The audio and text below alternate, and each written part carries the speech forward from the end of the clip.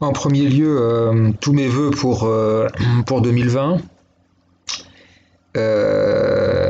C'est vrai que ça devient, dans le monde dans lequel on vit, ça paraît un peu dérisoire de souhaiter les vœux, mais je pense que la tradition, ça a du bon, et puis je crois qu'il est toujours bon de montrer qu'on reste des humains avant tout. Il faut le rappeler.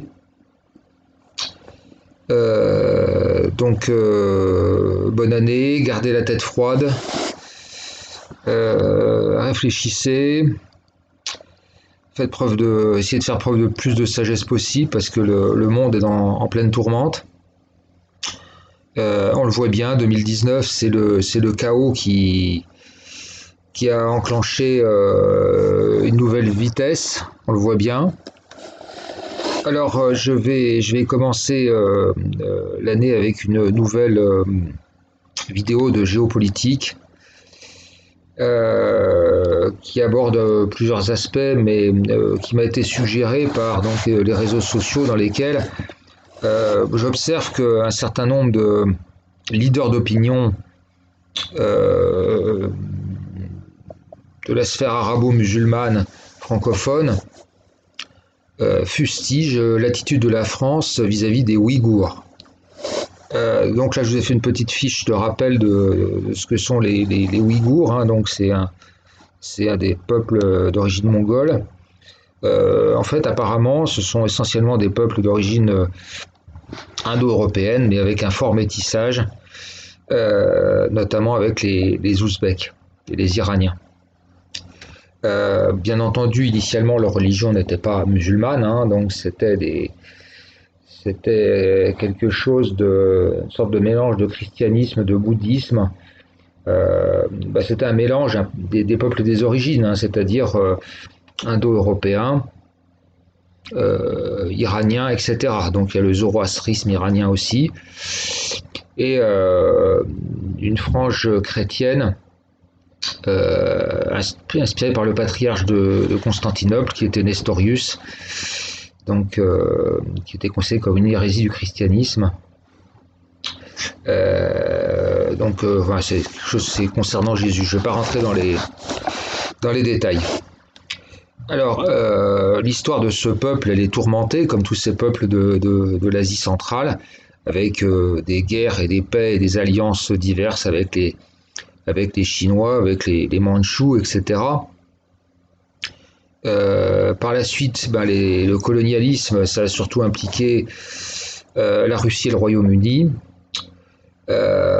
Ça a été la province où il se trouve, le Xinjiang, était plus ou moins, à moi plus ou moins coïncidé avec une fugace république du Turkestan oriental en 1933.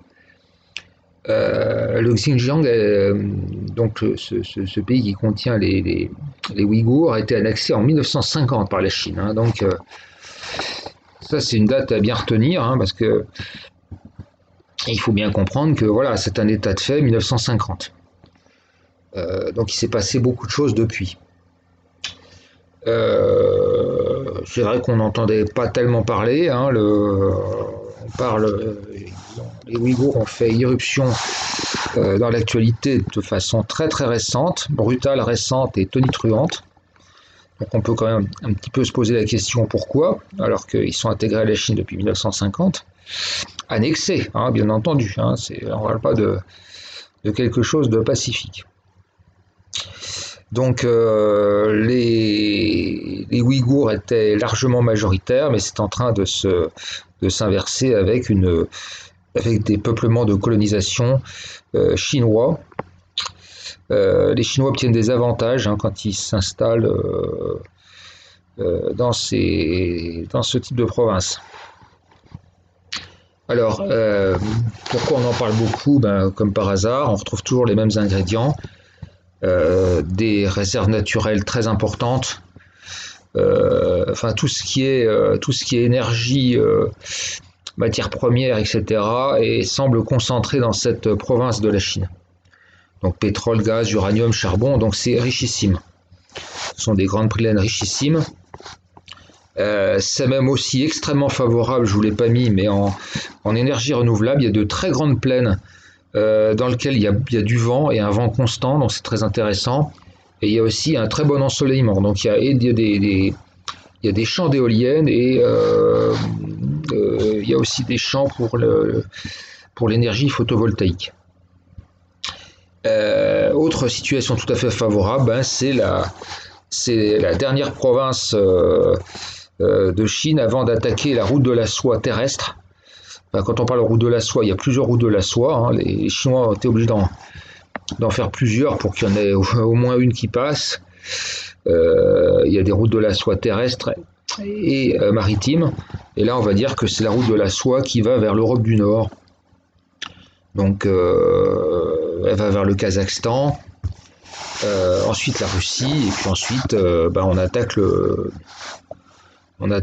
nord de l'Europe. Alors, qu'est-ce qui se passe actuellement? On est interpellé par des petits leaders d'opinion de la sphère des frères musulmans qui s'indignent que la France, alors je sais pas, convoque pas l'ambassadeur chinois, supprime ses relations diplomatiques avec la Chine, etc., etc. Fasse tout un truc concernant la répression des Ouïghours. Alors, et il est hors de question pour moi de nier de nier ce que ce peuple subit. Néanmoins, entre ce qu'on dit et la réalité, il faut toujours garder la tête froide parce que les on-dit de la propagande mainstream, sorosienne, états-unienne, etc., je me méfie, quoi, hein, entre ce qui se passe et la réalité. Ça manque toujours un peu de preuves. Hein. Alors, la grande technique des Américains, c'est toujours l'histoire des droits de l'homme. C'est utiliser les droits de l'homme et utiliser les velléités indépendantistes pour affaiblir l'ennemi, chinois en l'occurrence. Alors, je suis très étonné, donc c'est à la France bientôt d'entrer en guerre contre la Chine pour venir en aide aux droits de l'homme des Ouïghours. Alors ça me fait doucement rigoler hein, quand on voit l'état de la France. Et de toute façon, c'est complètement ridicule parce que donc ils sont intégrés à la Chine depuis 1950 et le monde entier maintenant commerce avec la Chine. Et je vous ai mis en description un certain nombre de liens qui vous montrent les importants accords commerciaux que tous les pays musulmans ont signés très récemment. Des choses très très importantes de domaine stratégique et autres.